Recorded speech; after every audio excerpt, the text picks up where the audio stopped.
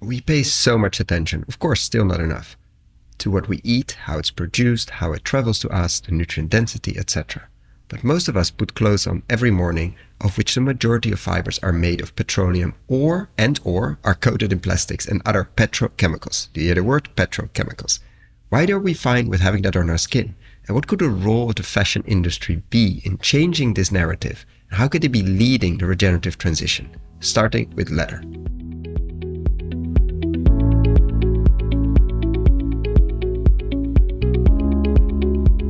This is the Investing in Regenerative Agriculture and Food podcast, investing as if the planet mattered, where we talk to the pioneers in the regenerative food and agriculture space to learn more on how to put our money to work to regenerate soil, people, local communities, and ecosystems while making an appropriate and fair return.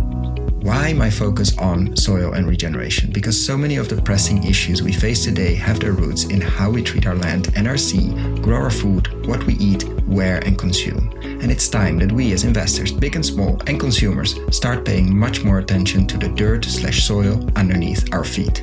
To make it easy for fans to support our work, we launched our membership community, and so many of you have joined us as a member. Thank you. If our work created value for you, and if you have the means, and only if you have the means, consider joining us. Find out more on gumroad.com/investing-in-regen-ag. That is gumroad.com/investing-in-regen-ag. Or find the link below.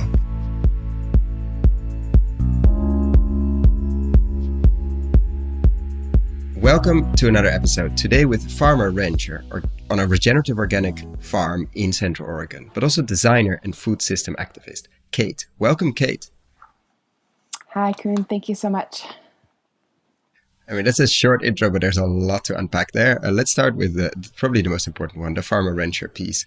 Can you describe how you got into this space, maybe born on a farm or got onto a farm at some point, but how do you end up in Central Oregon, or why are you still there if you were born there and not moved away, like unfortunately many people, I might imagine too? Yeah, so I don't come immediately from a farming family, though most of us probably come from farming families if we go back far enough. Both my husband and I are first-generation farmer ranchers. I met my husband on his farm in 2013. I had moved to Central Oregon for a job. I was working as a wrangler for a stable, and I met my husband, and he was farming. This led to that, and I was just sort of the farm volunteer that never went away. I was attracted to his farm because he was practicing like organic practices, but he was a biodynamically influenced farmer. And I had been introduced to biodynamics back in 2010. I was working for a biodynamic winery in Santa Cruz, California. And anyways, if you know anything about biodynamics, when you meet somebody else who is kind of into that very niche world. But not so niche in the wine world, right? Like it seems to be more present in especially quality focused ones, which should tell us something. 100%. People who care about terroir, which is like wine industry people, but increasingly meat. The terroir nerds are all about biodynamics. So, but before that, I'll say too. So when you meet somebody like in Western Oregon that also speaks that language, I'm imagining you connect. Yeah. Yes, yeah. He was growing food. He liked biodynamics. He was attractive. Like it just felt like a win-win-win. But before that, also, I spent some time working for an organization called Outstanding in the Field. And it's a touring farm to table organization. And so I traveled around the Western United States with Outstanding in the Field. And what I loved about that experience is we were throwing farm dinners all across, the country. And I got to see, dozens and dozens of examples of different ways that people were running farms and ranches. And so that exposure, I think that's when the initial seeds were sown. And I was like, you know what, this is a really lovely way of life. And you're farming animal protein on the farm. You have I think a direct to consumer, and like the the grazing seems quite well established and for sure keeps you busy. So what was not the switch, but when did you start focusing not only on the protein side, the food side, but on the fiber side as well? Yeah, I feel like I have to give some context to the protein development for our farm and ranch. We've always had animals as a part of our system because of our sort of like vision and ideas around biodynamic agriculture, that they are intrinsic in creating a sense of holism and health in a property. But it was a small part of our business, and we were doing a lot of vegetable production. And the story of our farm is one of that's very emblematic of what's happening in a lot of the world, but most of the West United States, which is the loss of irrigation waters. So we were increasingly growing more and more organic vegetables, and we were growing our wholesale business for vegetables. But our farm has lost 80% of its irrigation waters in the last 5 years. And I like to give this reference. That's like any other business losing 80% of its operating capital. That's been the ecological context for our farm's journey the past 5 years. So in a response so basically you go from 100 to 20 in vegetables, which are quite irrigation heavy or hungry, let's say thirsty, and basically made that completely impossible. 100, exactly. Years, So a very, very quick pivot from building the infrastructure, the markets, and the skill set to grow vegetables at scale with some, cattle and pigs and chickens as a part of our rotation. And then very quickly pivoting to reducing the amount of vegetables that we're producing and increasing the amount of animal agriculture and grazing we are doing. So the animal protein side of our business is a direct response to the climatic changes we've seen here. And then the focus on fibers, it started by accident in 2020. Honestly, I was building a product. I wanted to build a product for one of my other businesses. I've been a custom Western hat maker for the last 9 years. And that business, Havstad Hat Company, I wanted to build a luggage piece for my customers. And I started searching for leathers that would align with my ethos of how I source everything else. And as soon as I started looking for regional hides or regeneratively raised hides, I was immediately met with the reality that all of the hides from the mid-size processors, all the mid-size ranchers who I know, they're all being thrown into the trash.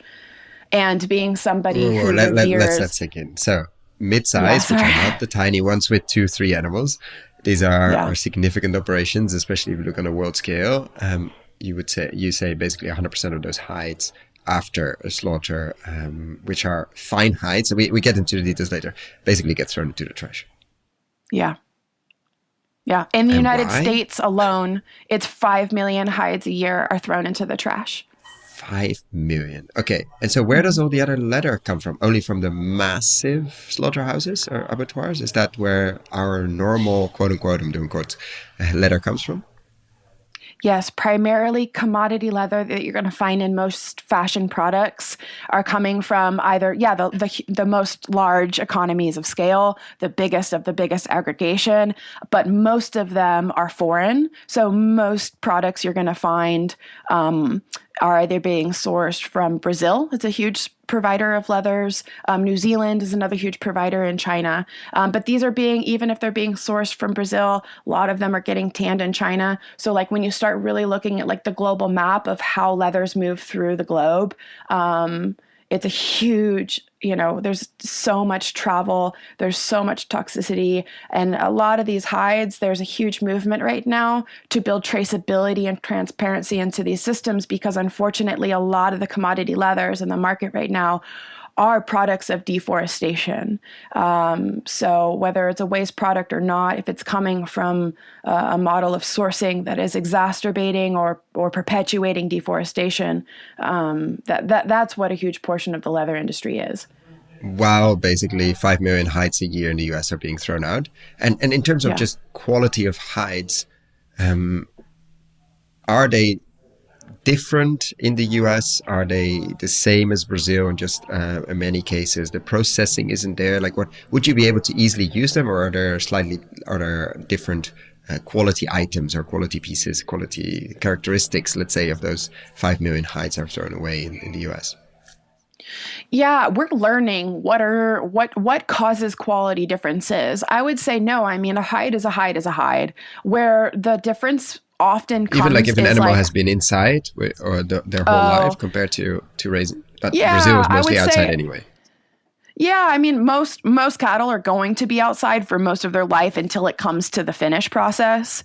I would say pros and cons of both models. Yes, there are hides that are going to show more characteristics like a scrape mark from a piece of barbed wire or, a bug bite. There's more natural characteristics on some of them. I would say the main point in which you see quality decline. I love how you're saying that, not imperfections, but like characteristics, natural characteristics. Yes. Of course, that's how we sit down. No, I don't believe that like natural characteristics are flaws. Like we'll get into how even a lot of the leathers that are great leathers are being coated in plastic and petroleum to make it look perfect, and then they stamp it to look like leather again. It's absurd. But the main area where I see quality either decline or keep up is if the processor, the slaughterhouse, is supported in knowing how to cut, like on the cutting floor. If things are not pulled off properly, that's where you might see inconsistencies and whatnot. So a lot of this project that I've been working on in rebuilding these systems of aggregation and supply chains of a regional regeneratively sourced hide, it takes collaboration directly with the slaughterhouse owners. So that's why I'm working with a couple of different processors here on the West Coast, because we need them and they need us. Yeah, so that's the moment where quality is either made or not made, basically, at the slaughterhouse. And on the cutting floor, yeah, and then it comes down to quality. You're going to have to grade things more heavily. If you have a brand who's willing to embrace the natural characteristics of leather, like Range Revolution, my brand, you can use most of them. And then there is a different supply chain that is going to demand more perfection, and that really just comes down to heavier grading. And then you said a big issue with the current side is obviously shipping around, no traceability or very little traceability, deforestation, which was always a huge issue, but now is becoming a very legal and very costly one if you're operating or wanting to sell in the EU. If you want to look into that, just I'll put a link below. Anyway, basically a lot of the commodities, and I think leather is one of them, you have to start showing that it doesn't come from deforestation, full traceability. If you can't, there will be quite significant fines based on your revenue in Europe. So you cannot hide that anymore. Hide, no, sorry, pun unintended. But anyway, so there's a lot of struggling now on data sets and traceability, etc. But of course the shipping, but also in terms of processing these hides, I've always learned it's quite a heavy process to get it from the animal into something you can wear or becomes a bag, etc. Is that also an issue in this untraceability in terms of the chemicals used, etc., in places far away, China and other places, and of course the price we pay for that? What have you discovered there? So a very long question. Yeah. I mean, I'll just kind of put an exclamation point to what you just introduced, but the legislation that has come down the pipeline to prohibit anything that has connection to deforestation is a huge turning point for the industry. Do you notice that even in the US? Because I would imagine okay, it's European legislation, nice, but do you see, because you bring it up, I brought it up, but because from a previous conversation, but do you feel it that also in Central Oregon that this has passed? I see it in that people who are in fashion often talk about how the EU is often 4 to 5 years ahead of us, so we can see what is coming. So I would argue that, we are just 4 or 5 years out from a similar legislation here. Whether or not that happens, time will tell. There's something else. And a lot of the leather piece is happening in a lot of other leather processing, or at least until final product, shoes, etc., is happening in Italy and Europe in general. Yes. Portugal is very big. So at some point it touches Europe. Yeah. 100%. Yeah. A lot of the products that are being imported for sale in the United States will be products, assembled in the EU. So, circling back to that question. Sorry, you said there's something else. Reprompt me? When I interrupted you on Italy, and you said there's something else. Yeah. Yeah, the Fashion Act is legislation right now that has not been passed, but it very well could be in the United States. So people can look up the New York Fashion Act, and it's not quite the same as the traceability legislation in the EU, but it is coming for the industry in the United States, and it would hold companies more accountable to a lot of this, like the social implications of how we produce fashion. Which again, when it comes to tanning or assembly in places where people are going to be working with the toxic chemicals, it could affect things downstream. The tanning process, yes. So Range Revolution, my company, we are dedicated to only doing vegetable tanning.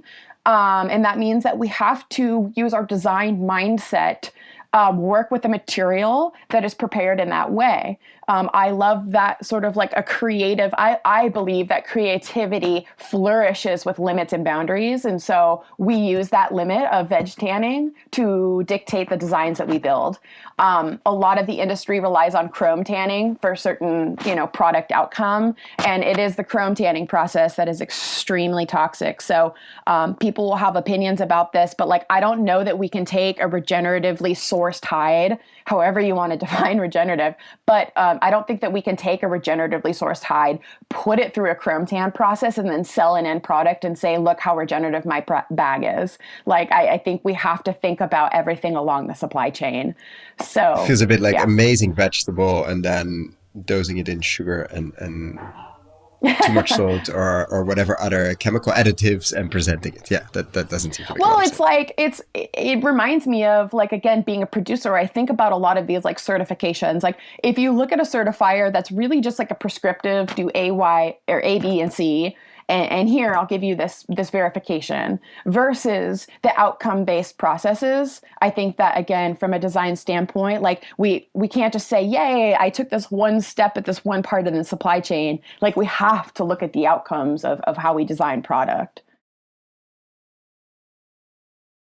And so you could also have given up there. You tried to source leather for probably one piece or something for the customers of your hat business, but primarily you were or are in the hat business and of course in the animal protein side of things, pivoting with the farm. How did you end up then going deep into leather and not just say, okay, let's not touch this, it's too complicated, there's no way I can source this locally and regeneratively? Yeah, we touched on this before we started recording, but I think what sunk the hook is that I started to see and understand how this is actually a really interesting nexus point that people, there's a disconnect. People from the food world aren't quite connecting the dots on why processing in the fiber world is directly connected to it's the same conversations we're having in food systems. It's a lack of processing capacity. It's a lack of regional collaboration and coordination.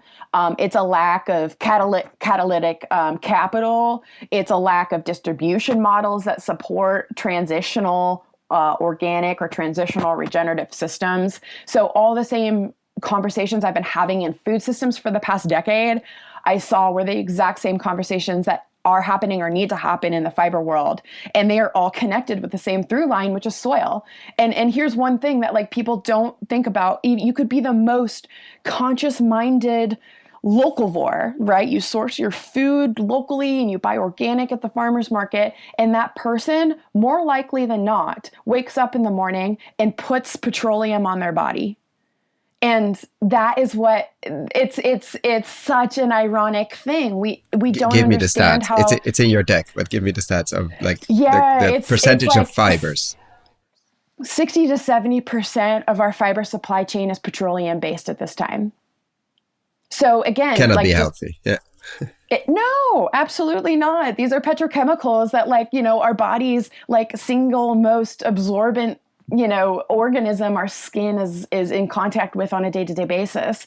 And even the most consciously minded person, if you go out and you try and create a wardrobe that is free of petrochemicals, you are going to struggle. It is extremely difficult to find, so you have to really seek out natural fibers.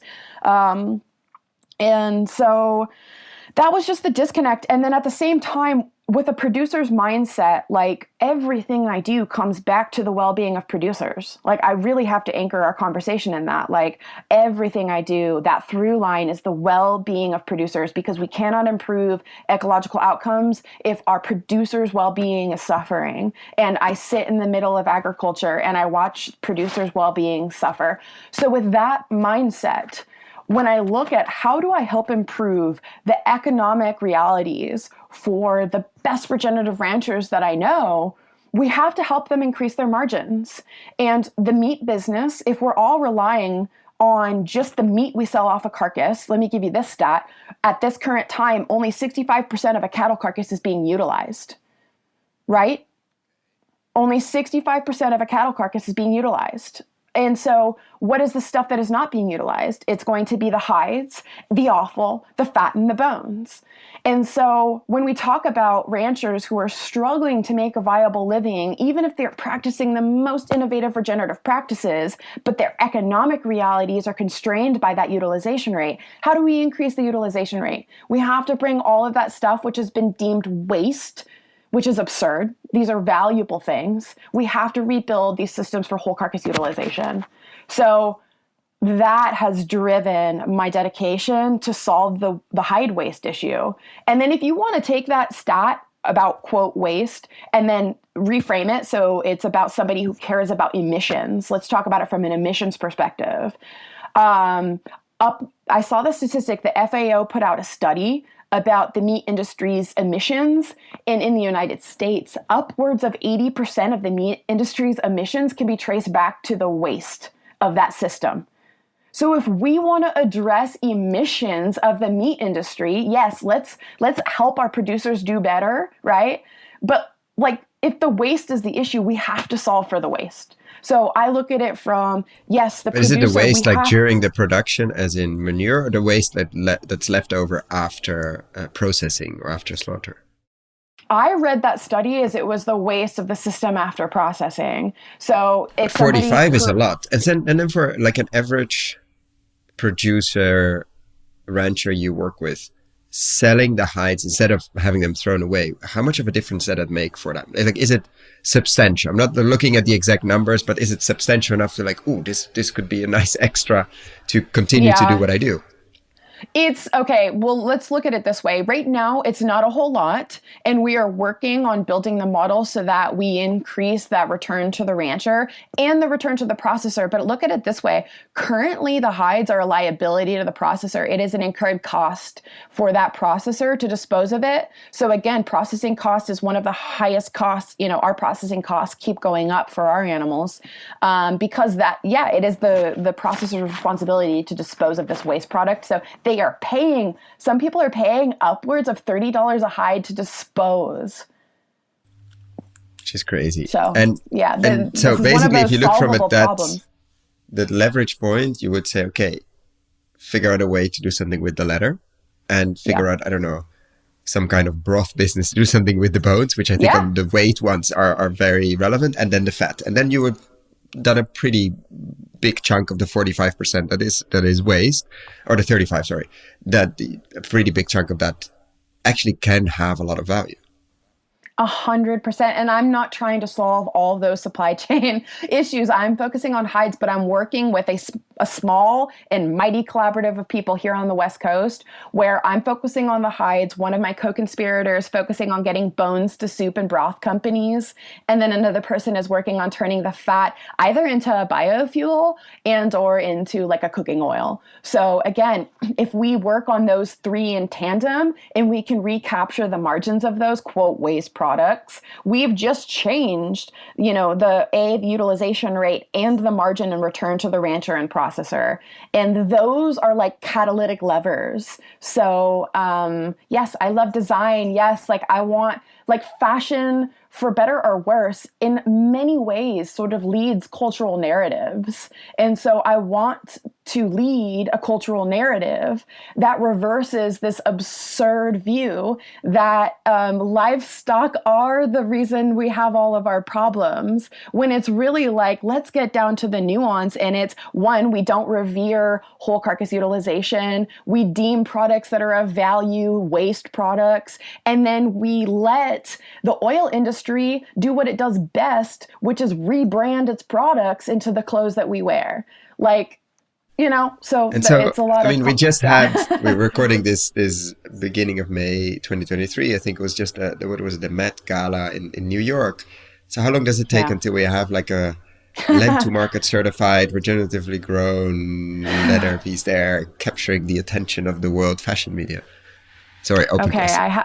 No, 2026. that's my Fair goal. Enough. I mean, sooner than later. I say 2026. Actually, I have 2026 in my mind's eye because the UN has designated the year 2026 the International Year of Rangelands and Pastoralists. And it's significant when the UN designates sort of a year's theme, because then you have a global lens on an issue like soil health or whatever else it's been in the past. And so I'm looking to the year 2026 as far as one in which we will be having a giant global narrative of the critical role that rangelands and pastoralists have globally. So, yeah. Which is not tomorrow, but pretty close. And so what needs to happen for that? Because imagine then suddenly fashion brands wake up and like, ooh, this is, and there are for sure a few examples, etc. But if a global one says, we need to source, but we need to source significant quantities, and like what needs to happen for that for you to be able to answer that, basically? Yeah. So you are touching on something right now. The demand for regeneratively sourced hides is already outpacing the supply. So what needs to happen? Okay, so we don't need global ones to pay attention. Don't stop listening, everybody. No, we do, because what we need is the bigger brands to use the capital they have to be catalytic in helping us to scale these regional aggregation projects, because what they are struggling against is that the regenerative hides are mostly coming out of these mid-sized systems, right? And so we need to rebuild the aggregation of the middle, just like we are rebuilding processing of the middle, and we are rebuilding distribution of this middle size of agriculture. We have systems that support the very small and tiny systems of agriculture, like farmers markets, CSAs, direct-to-consumer models. And then we have distribution models that support the giant industry, but what we've lost is this ag of the middle support. And so that is where you're going to find a scalable regenerative sourcing solution, but it takes catalytic capital to rebuild this. And so that is what I'm working on right now with a group of people here on the West Coast. On the West Coast alone, with just 3 processors that I'm in conversations with, we have the opportunity to pull between 60,000 and 75,000 hides a year out of the trash. Are all of those regenerative or like verifiably regenerative? Not yet. So we also need that catalytic capital to support the transition. Much like we have transitional organic, we need to have systems that support these producers on their journey to first start monitoring, because you can't prove regenerative outcomes until you start monitoring. But like a lot of the industry is arriving saying, yay, I want this regenerative material. Give it to me. But just like everything else in agriculture, like, are you willing to give this grower a contract so that they know they have an outlet for this raw material, and they're going to invest into monitoring. They're going to invest into implementing the regenerative practices. Like from a producer standpoint, it's like pulling teeth trying to get a grower's contract. So those brands need to deploy catalytic capital to rebuild the mid-size aggregation that is scalable. And then it needs to also support the transition through commitment.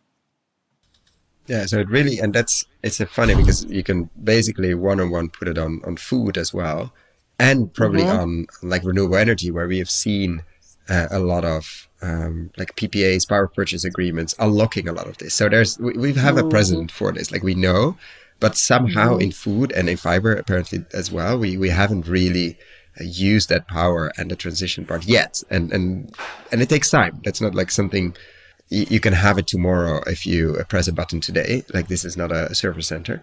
So that seems to be missing. Are the conversations changing? And not just because of Deforestation Act, deforestation law, but in general, have you felt, because you've been in this space for a bit, like the last year or two, that this the mood seems to be changing, or like there's this different attention for soil?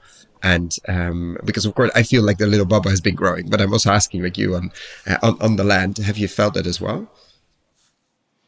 Yeah, I think that the conversation is growing. I'm still a little bit discouraged by the lack of commitment at a brand level. Like, while the conversations are happening in the boardrooms, I'm not seeing enough capital deployed on the ground. One brand I do want to illuminate has taken, I think, what the right approach is UGG out of Australia. And what UGG is doing is they are directly investing into, one, they're trying to grow the supply chain for their sheep skins, for their boots and stuff. And so while they're committing to the supply chain, the products that are going to come out of the supply chain, they are also subsidizing the monitoring and the holistic management training of their producers. Like, that's the right approach. So yeah, it's growing, but I think that, again, why am I like kind of focused here in fiber? I think that the fashion world has a lot to learn from the farm to table movement, and the successes that we've seen of the food sector often come from a reconnection of like, this is where your food comes from, and this is your grower, and these are the producers, and let's make rock stars out of these producers. And I think that is the next stage of connection for the fashion industry, is a direct relationship to the land stewards on the ground. And if there's one thing, fashion, I mean, you said it nicely, like it leads public opinion, it leads culture change in many cases. And so how do we get that creativity into telling this story and using it as a, I mean, we've seen that sort of, interestingly enough, more on the vegan leather side or on the animal, but not used as, which is very interesting, like not as a connection to land. Nobody then talks about where these materials actually come from, maybe on recycled plastics and the nylons and all of that. But I have not seen anything except for a sneaker brand we featured a year and a half ago, which I will link below, Kois. But I haven't really seen anybody taking that story seriously of this animal grazed somewhere, and maybe also because they don't want to emphasize the leather piece too much. But this is a really good story. It seems like why hasn't that been picked up yet? Yeah, I ask myself this question many Every days. Day.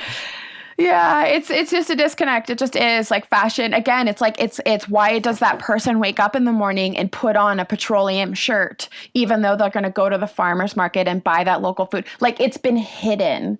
Like, the impact of the fashion industry, our impact is exported, right? Like, we don't feel it, but like, you better believe the people who are receiving all of the waste of the fast fashion industry, you know, on the coasts of Africa and in India, who are digging through those landfills full of petroleum-based fashion products that end up in the trash, like, they feel it. Like, we export our impact, so we don't see it and feel it. The fiber disguises the petroleum on our bodies.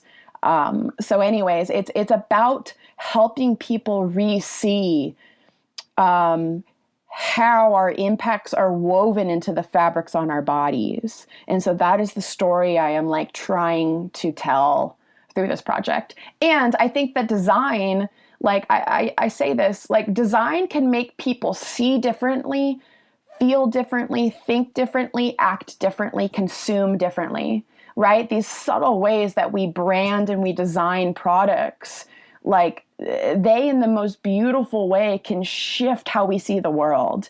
And so, you know, I spend plenty of time from an activist standpoint illuminating major issues through just speaking directly to the point. But I think that there is a secondary way to go about shifting cultural narratives, and it is through beauty and design. And how are you doing that specifically, like in Range Revolution? What are design? How do you use design differently than a quote unquote normal leather bag company? Sure.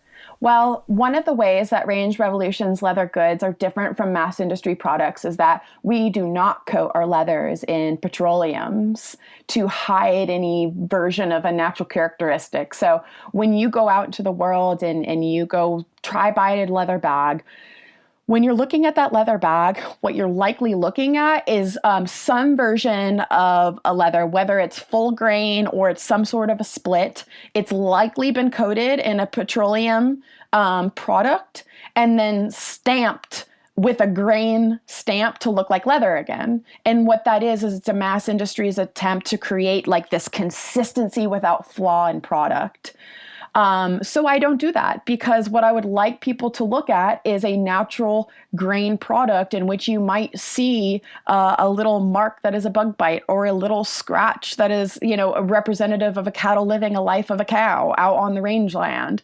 So how do we reframe this vision of perfection that really means let's coat everything in plastic and pretend like it's perfect leather, to what does it mean to have natural characteristic and even just start there, like reconnect people to what natural fibers are and should look like. Which is a bit connected to our focus on perfection in food as well. Like it has to look always the same. It has to fit in the same. Like it's a very similar conversation. So how do you emphasize it? How do you make sure people accept that or are looking for that? Because that's changing our cultural narrative, that we are fine with something that we weren't fine with maybe a few years ago. Like a few imperfections, which of course are natural characteristics, but a few pieces that we would not expect. And we might have explained to our friends when we wear a bag or when we wear something with us. I mean, this is where creativity and design really come in. I think everything from how we build the website that represents our brand to how we approach the photography that we do. Do we pick the most perfect models or do we pick real people who look like real people and we put our products on them and we photograph them? Like, I think how we artfully create an entire story and narrative around natural fibers, natural products, natural world, that is that is how we are approaching this reconnection, and then illuminate it as to how it can be done. Like that's a huge component of Range Revolution. We are building a model that should illuminate there are no more excuses. Like we can do this.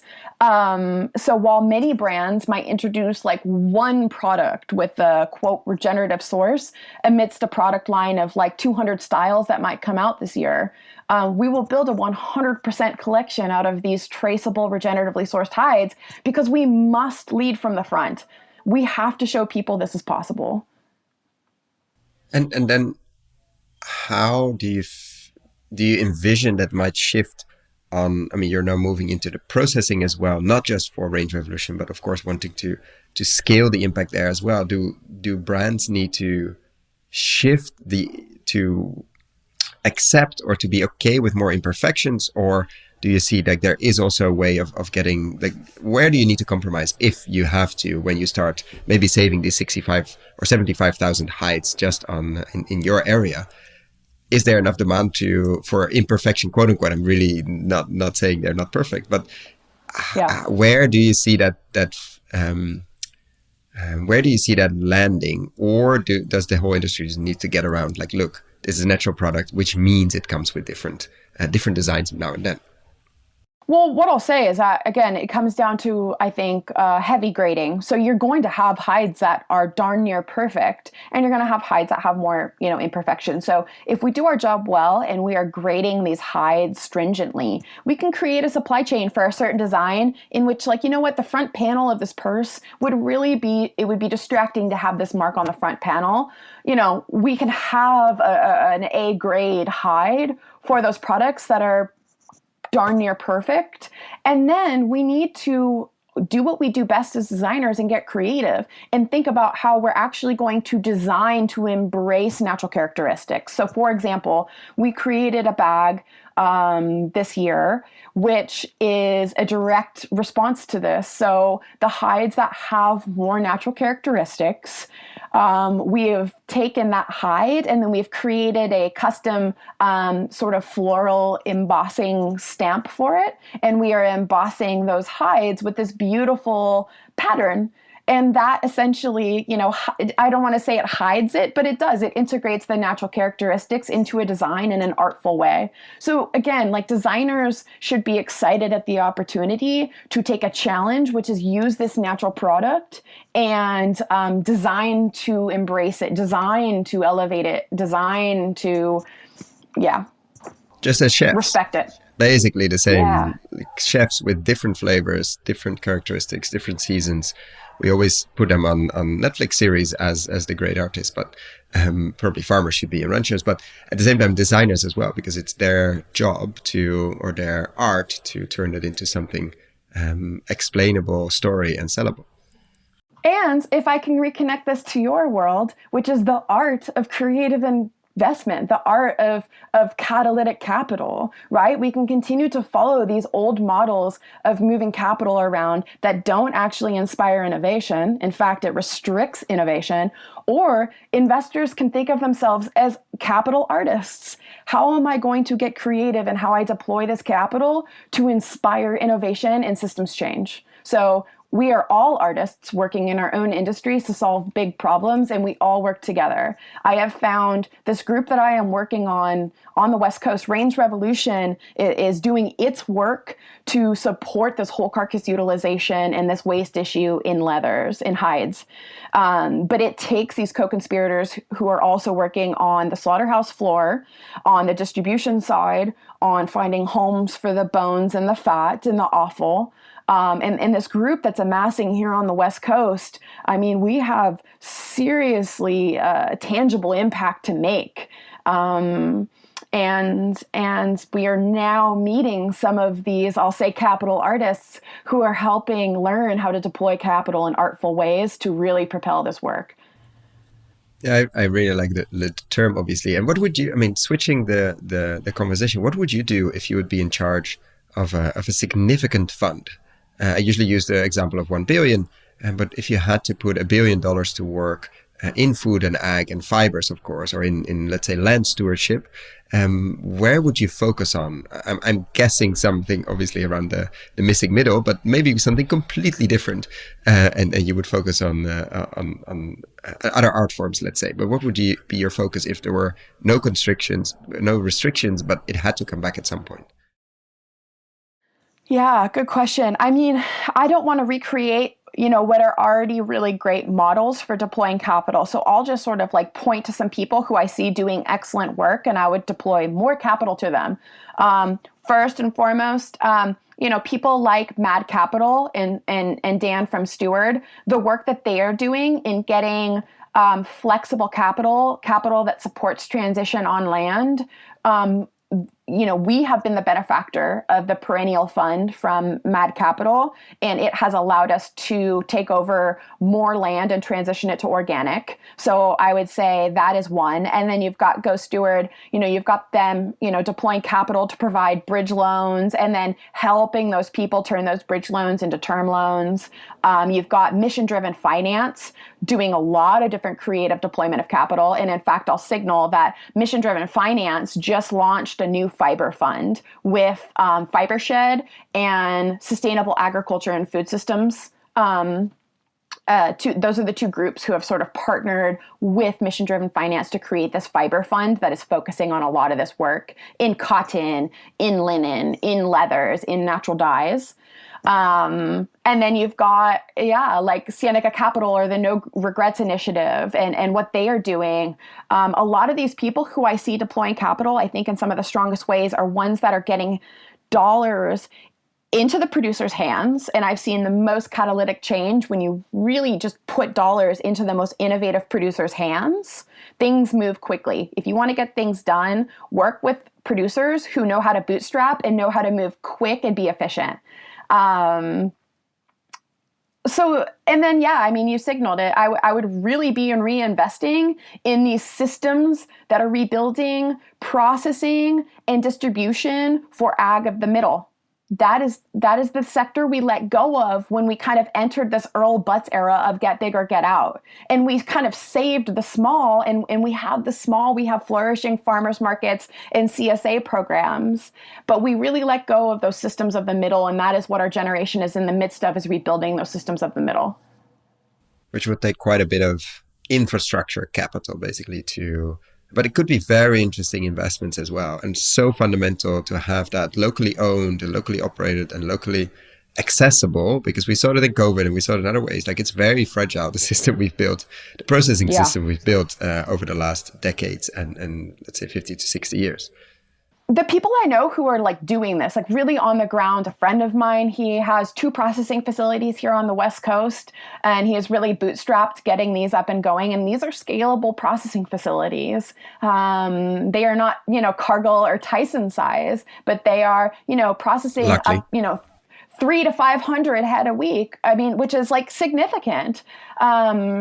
And again, what these people who are doing this work on the West Coast need, it is marginal compared to what we are spending in sort of fixing all the problems we're causing. I mean, if we're talking about from $20 to $40 million for a catalytic program on the West Coast, that is a marginal amount of money in the scheme of where we see capital being deployed.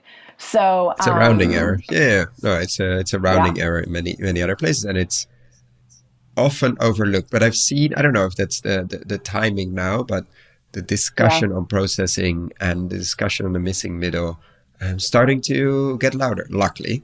And luckily, a few of the people you mentioned starting to look at that seriously, and investors behind it as well. Like, we cannot expect everybody to go to the farmers market, or even we shouldn't, and we cannot expect many farmers that want to transition if they don't have proper processing facilities nearby, accessible, affordable. Like you mentioned, your costs are getting out of control as well. Then this just is not going to go anywhere, because the brands are coming and are being set up and or are starting to really demand. But of course, the sourcing isn't there, or the infrastructure to source isn't there. Yeah, it's a great place to be. I feel like, because I started this work in 2020, I feel like we are ahead of things, right? Yeah, it was a great time to start manufacturing. But it's been a great time, really, it has, to be growing this, because again, with the launch of the Fiber Fund, let me just use this as an example. I was talking with one of my co-conspirators who owns the processing facilities here on the West Coast, and we were talking about how kind of exhausted we are because we're doing too many people's jobs. And I was like, but gosh, really, we're so lucky that we are here in this moment, because what's been happening for the past several years is there's been organizations like FiberShed or SAFSF, the acronym, they've been doing these studies to really identify where the gaps in capital are. And right now, 2023, the results of this sort of work to understand where gaps are has now transformed into, here is a fund to address the gaps. So it's been a long 3 years, but here we are, and I really see some levers being switched right now. So I feel nothing but optimism. It's a really exciting time to get in. And again, to be ahead of the game and be in a position where the thing that you're working on, like the demand is outpacing the supply, but we have, again, I have an opportunity to pull 60 to 75,000 hides a year out of the trash just with these 3 processors on the West Coast. Like, we have scale to help fill the gap, and now we are just looking for, again, the other sorts of catalysts to take this work and propel it. And so, what would you tell your main message would be? Of course, without giving investment advice, to a room full of, I like to use the example, we're in a theater somewhere, we do this live, and there's a room full of enthusiastic investors, people that either manage their own money or other people's money. And what would be your main message to get them into action, or where to look, what to read, where to visit, where to smell, what to touch, etc.? Where would you send them off to? I've had a lot of conversations with a lot of different types of investors, and I think you need to get out of the office and out of the boardroom, and you need to go get onto the land with these innovative producers. The greatest conservation projects and the most movement and traction you're going to find is amidst these really innovative producers. Like I said before, if you want to get something done, work with producers who are used to bootstrapping. They are used to moving quickly and responding to change. And so I would say, get out of the office and go meet with the producers and the processors who are doing this work and ask them what they need most to move this work forward and to scale their work. And that's the best investors who I have met are the ones who are organizing these people, getting them into a room and saying, okay, where's the logjam? What do you need to propel your work? And then they are building the financial models to respond to those needs. And if you could change one thing, so we are still on stage and somebody asks, okay, great. Well, what, not on the financial side, because I like to ask a question on the magical side. So you can change one thing overnight with a magical wand. Yeah. And it could be anything. You're no longer in charge of your fund, but it could be anything. What would that be? Oh, let me try and approach this. One of my great supporters, he said this, which is that we need the better to get bigger, and we need the bigger to get better. And we need those two things to happen at the same time. And when I say bigger, I mean like the big brands. If they shifted their supply chain sourcing, just a few percentages of their supply chain sourcing to support the sort of work that I am doing and my co-conspirators are doing, it would have a catalytic impact, just a marginal percentage of their supply chain sourcing. And we need that to happen. At the same time, we need to take businesses that are built with regenerative, ecological, social, and economic outcomes as a center pillar around which a company is built. We need those sorts of new businesses that structure an entire business around that central axis of regeneration. We need those business models to get bigger and scale. And so I often see how we've done business for the past 20, 30 years as we've taken these giant organisms and we've sort of added sustainability like this kind of awkward appendage to this giant organization. And it hasn't really integrated and been very effective. So I think that there is a new paradigm of business in which the companies that are being built now and will be scaling for the next 10 years, they need to be the ones that have that regeneration of ecological, social, and economic outcomes as a center pillar around which the entire organization is built. Those need to scale. And we do need those bigger established brands to start shifting their supply chain and putting their impact into helping these sort of mid-size aggregation efforts to scale because they need these materials. Increasingly, legislation is going to require that they prove that their supply chain is not connected to deforestation. So if they're not investing now, they're going to be in trouble in the next 5 years. And when you're with your co-conspirators, as you say, and with your peers, where do you think differently? Where do you think contrarian? Where do you notice? I like to ask this question. John Kemp asked it in a different way. Where do you, what do you believe to be true about regenerative agriculture that others don't? Or he asks us in general about agriculture. But I think we already know a few here. But if you are in your quote-unquote little bubble on the regenerative fiber community, where are you different or do you think different?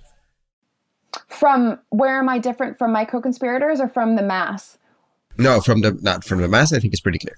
But from your peers, like what would be the main, like you're in, I don't know if they exist, regenerative fiber community conference, and most people sort of agree, but what's the one thing that you think I really disagree with most people, or really think different compared to the group here? Okay, where I disagree. People in our movement, I think they sometimes think the consumer is too stupid or like they think the consumer is not as intelligent as I think that they are. And so they feel like we have to plain speak about carbon. Like we can only focus on carbon because that's as much as the consumer can kind of like take in.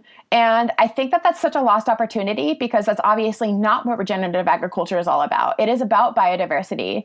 It is about social well-being. It is about rebuilding community resilience. And so this hyper focus on carbon because they think that this outside world can only kind of handle that or care about carbon, I think that's a mistake. We should be talking, I should also say water. Like globally, we should be talking about how agriculture either improves water cycles and water holding capacity or exacerbates drought. So that's where I disagree with people. I think that people are ready for nuanced conversation. I think it's a perfect way to end this conversation, which hopefully was nuanced, but I completely agree. And I think what you mentioned, fashion has a very interesting opportunity there to tell the story and to communicate very differently and to take it and food brands as well. I'm still waiting. There are a few small examples of people really taking the soil story, the water story seriously and basically communicating with consumers as they're adults instead of just dumbing it down to carbon. And but I think there's a massive opportunity there if we get the very creative designers, but also let's say advertisement folks into this. It can be very interesting. So thank you so much for the work you do. Sorry, go ahead. Yeah, Koen, if I can just end it with this thought about regenerative agriculture, there's nothing, and our farm, we have navigated extreme climate change where we had 116 degree Fahrenheit weather in early June a couple years ago. We had a tornado-like event touch down here on our farm in 2020, which we don't have tornadoes in Oregon. We have had historic drought. We have sustained like extreme climatic changes. And yet I have seen some of the most hopeful and flourishing outcomes through our regenerative practices, through those extremes. And what I think fashion has an opportunity to do is really through beauty, illuminate the hope and the optimism in what is possible on land through beauty. And that is what fashion is all about. And there's nothing more beautiful than building products that create this sort of beauty and regenerative outcomes and hope on land. And that's the connection I think that we have in the design aspect of fashion. And people can taste, the beauty of local food systems and regenerative food systems on their plate. And then how do we help that person wake up in the morning and think about when they put that shirt on, what system am I supporting through how I put, clothes on my body? Thank you so much for that. That was a perfect end to this conversation. Thank you so much, Cate, for the work you do, for waking up very early to record this conversation. And of course, good luck with the conspiracy over the next years. Thank you, Koen. I appreciate it.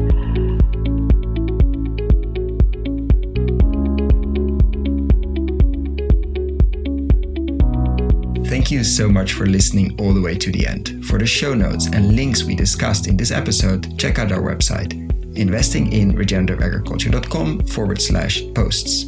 If you like this episode, why not share it with a friend or give us a rating on Apple Podcasts? That really helps. Thanks again and see you next time.